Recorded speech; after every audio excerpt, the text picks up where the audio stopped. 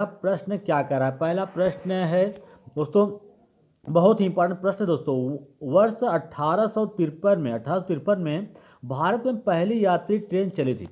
दोस्तों सबसे पहले जो ट्रेन चली थी, कब चली थी आपको बता दें कि सन 1853 ईस्वी में पहली यात्री ट्रेन चली थी, ठीक है। और कहाँ से कहाँ तक के बीच में चली थी दोस्तों, उसके बारे में यहाँ पे चर्चा करता हूँ। पहले ऑप्शन देख लेते हैं। कलकत्ता से अलीपुर के बीच में, मुंबई से थाने के बीच में, मुंबई से मुंबई के बीच, कलकत्ता से दमदम के बीच। दोस्तों इसका right answer option number second है। तो जो पहली यात्री ट्रेन चली थी सन 1853 ईस्वी में, सॉरी 1853 ईस्वी में चली थी। और कहाँ से चली थी? मुंबई से लेकर थाने के बीच। तो इसका राइट आंसर हो जाएगा ऑप्शन नंबर सेकंड, ठीक है दोस्तों। बहुत ही इंपॉर्टेंट क्वेश्चन है दोस्तों, इसकी आने की प्रबल संभावना है। पहले पूछा जा चुका था, फिर भी पूछा जा सकता है दोस्तों, क्योंकि ऑनलाइन पेपर होता है। पेपर जो क्वेश्चन होते हैं वो रिपीट होते रहते हैं, ठीक है दोस्तों। तो पूरा पेपर दोस्तों पूरा प्रैक्टिस से ध्यान से देखिएगा दोस्तों। हो सकता है आपको अच्छी खासी मदद मिल जाए इस प्रैक्टिस सेट से ही।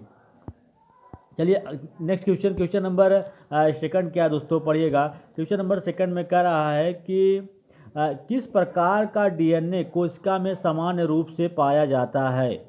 जो डीएनए होता है, डीएनए दोस्तों कोशिका में समान रूप से, कौन सा डीएनए ऐसा है जो सामान्य रूप से कोशिका में पाया जाता है, ठीक है। ऑप्शन दिया है बी डीएनए, ए डीएनए, सी डीएनए और डी डीएनए। दोस्तों जो बी डीएनए होता है सामान्य रूप से कोश जो बी डीएनए होता है कोशिका में सामान्य रूप से पाया जाता है, ठीक है। तो इसका राइट आंसर क्या होगा? ऑप्शन नंबर फर्स्ट हो जाएगा दोस्तों। बहुत ही महत्वपूर्ण क्लास है, ठीक है। चलिए दोस्तों, अगर अभी तक आपने मेरे चैनल को सब्सक्राइब नहीं किया है तो मेरे चैनल को एक बार लाइक, शेयर और सब्सक्राइब जरूर कर दीजिएगा दोस्तों, ठीक है।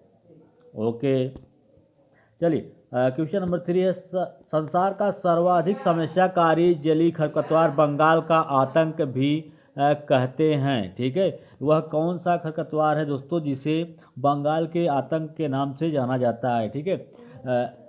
स्कोर्निया कार्सिपस जलकुंभी जिसको बोला जाता है हिंदी में, पाइथिनियम हिस्टेरोफोरस कांग्रेस घास जिसे बोलते हैं, क्या बोलते हैं? कांग्रेस घास। और लेंटाना कैमारा, सीनोडोन डेक्टाइलोन दूब घास जिसे बोला जाता है। दोस्तों बता दें आपको, संसार का सर्वाधिक समस्याकारी जलीय खरपतवार बंगाल का आतंक जिसे बोला जाता है वो क्या है? आपका जलकुंभी होता है, ठीक है। क्या होता है? जलकुंभी होता है। तो इसका राइट आंसर दोस्तों क्या होगा? ऑप्शन नंबर फर्स्ट इसका राइट आंसर हो जाएगा, ठीक है। चलिए नेक्स्ट क्वेश्चन चलते हैं। क्वेश्चन नंबर 4 दोस्तों पढ़िएगा। क्वेश्चन नंबर 4 क्या कर रहा है कि पादप हार्मोन जो फलों को पकाने में सहायता करते हैं, फलों को पकाने में, ऐसा हार्मोन जो फलों को पकाने में सहायता करता है, कौन सा हार्मोन्स है? ठीक है दोस्तों, आप ऑप्शन दिया है साइटोकाइनिन, जिब्रेलिन, एथाइलिन, ऑक्सिन। दोस्तों जो हार्मोन्स फलों को पकाने में सहायता करता है वो क्या होता है? एथाइलिन होता है, ठीक है। तो इसका right answer option number third हो जाएगा। एथाइलिन जो होता है वो फलों को पकाने में सहायता करता है। क्वेश्चन नंबर 5, क्वेश्चन नंबर 5 क्या कर रहा है कि वायरस के अजैविक होने का लक्षण है, यह प्रजनन नहीं कर सकता, इसमें प्रोटीन नहीं पाया जाता, इसमें वंशानुगत सामग्री नहीं पाई जाती, इसको क्रिस्टल के रूप में परिवर्तित किया जा सकता है। दोस्तों सबसे सटीक आंसर इसका यही है दोस्तों, कौन सा? कि इसको क्रिस्टल के रूप में परिवर्तित किया जा सकता है। यही वायरस के अजैविक होने का सबसे बड़ा लक्षण होता है, ठीक है दोस्तों। तो दोस्तों ये पूरा समझ लीजिए, बहुत ही इंपॉर्टेंट क्वेश्चन है दोस्तों। सीटेट के ऑनलाइन जो परीक्षा हो रही है दोस्तों, उसके लिए अति महत्वपूर्ण प्रश्नों की श्रृंखला चल रही दोस्तों। और पूरा शुरू से अंत तक पूरा वीडियो देखिएगा दोस्तों। हो सकता है कि आगे जो क्वेश्चन है दोस्तों परीक्षा में पूछे जा सकते हैं आपके, ठीक है। चलिए आगे चलते हैं। अगला क्वेश्चन क्या करें, पढ़िएगा। कि कह रहा है कि वायरस के अजैविक, सॉरी दोस्तों यही क्वेश्चन रिपीट हो गया है, तो इसका वही ऑप्शन सही है कि इसको क्रिस्टल के रूप में परिवर्तित किया जा सकता है, ठीक है। चलिए अगले क्वेश्चन चलते हैं। क्वेश्चन नंबर 7 पढ़िएगा। क्वेश्चन नंबर 7 क्या कह रहा है कि राष्ट्रीय एकता परिषद की स्थापना हुई थी, राष्ट्रीय एकता परिषद की स्थापना किस सन में हुई थी? 1971, 1951, 1961, 1981। तो राष्ट्रीय एकता परिषद की स्थापना 1961 में हुआ था। ठीक है, इसका राइट आंसर क्या हो जाएगा? Option number 3। चलिए नेक्स्ट क्वेश्चन चलते हैं। क्वेश्चन नंबर 8 क्या करें पढ़िएगा। कह रहा है कि समता के अधिकार का उल्लेख, समता के अधिकार का उल्लेख संविधान के किस अनुच्छेद में किया गया है या किस अनुच्छेद में मिलता है? अनुच्छेद 23 से 24, अनुच्छेद 19 से 22, अनुच्छेद 14 से 18, अनुच्छेद 25 से 28। दोस्तों समता के अधिकार का उल्लेख, दोस्तों ये बहुत ही इम्पॉर्टेंट क्वेश्चन है दोस्तों, ध्यान से पढ़िएगा। समता के अधिकार का उल्लेख संविधान के किस अनुच्छेद में मिलता है? तो अनुच्छेद 14 से लेके 18 के बीच में दोस्तों, ये इसका राइट जवाब है। ठीक है, चलिए अगले क्वेश्चन चलते हैं। क्वेश्चन नंबर 9 क्या करा पढ़िएगा। करा कि एलिफेंटा द्वीप अवस्थित है। एलिफेंटा जो द्वीप है वो कहाँ पे अवस्थित है या कहाँ पे विराजमान है? ठीक है, मुंबई तट, गोवा तट, कच्छ तट, गंगा डेल्टा। तो एलिफेंटा द्वीप जो अवस्थित है वो कहाँ पे अवस्थित है? मुंबई तट पे अवस्थित है। तो राइट आंसर क्या हो जाएगा? ऑप्शन नंबर फर्स्ट इसका राइट जवाब होगा। आप क्वेश्चन नंबर 10वां दोस्तों पढ़िएगा। क्वेश्चन नंबर 10वां क्या कह रहा है कि मानसूनी वन पाए जाते हैं जहां वर्षा होती है। मानसूनी वन कहाँ पे पाए जाते हैं? जहाँ पे वर्षा होती है। कैसी वर्षा? 50 से लेके 150 सेमी, 70 से 200, 150 से 200, 70 से 100। दोस्तों आपको बता दें कि मानसूनी वन वहाँ पाए जाते हैं जहाँ पे वर्षा 70 से 200 सेमी होती है। ठीक है, तो इसका राइट आंसर क्या होगा? ऑप्शन नंबर सेकंड हो जाएगा। चलिए क्वेश्चन नंबर 11 पे चलते हैं। 11वां क्वेश्चन है, किस देश में लचीला संविधान लागू है? अमेरिका, चीन, भारत, यूनाइटेड किंगडम। तो यूनाइटेड किंगडम। तो आपको बता दें दोस्तों, जो किस देश में लचीला संविधान लागू है, तो कहाँ पे?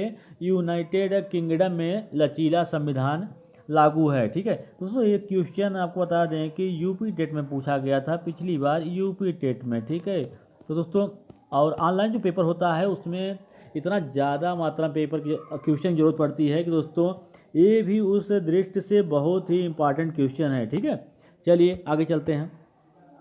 क्वेश्चन नंबर 12वां दोस्तों, पूर्वा किस अधिवास में शामिल है? रेखीय, ग्रामीण, अपखंडित, नागरी। तो दोस्तों बता दें आपको, पूर्वा जो है ये किस अधिवास में शामिल है? तो ग्रामीण अधिवास में शामिल है। ठीक है दोस्तों, पिछली बार जब ऑनलाइन पेपर हुआ था 2021 में, तो सीट में दोस्तों एक क्वेश्चन बहुत ही उनके द्वारा बहुत ही महत्व दिया गया था इस क्वेश्चन को, क्योंकि दोस्तों ये क्वेश्चन कई बार रिपीट हुआ था। ठीक है, चलिए आगे चलते हैं। क्वेश्चन नंबर 13 क्या कर रहा है कि कौन सा ज्वालामुखी पर्वत है? Appalachian, Aravalli, Ural, Kilimanjaro. तो इसमें से जो ज्वालामुखी पर्वत है दोस्तों, आपको बता दें कौन सी पर्वत है? किलिमंजारो जो है क्या है? ज्वालामुखी पर्वत है। तो इसका राइट आंसर क्या हो जाएगा? ऑप्शन नंबर 4 इसका राइट आंसर हो जाएगा कि किलिमंजारो क्या है? ज्वालामुखी पर्वत है।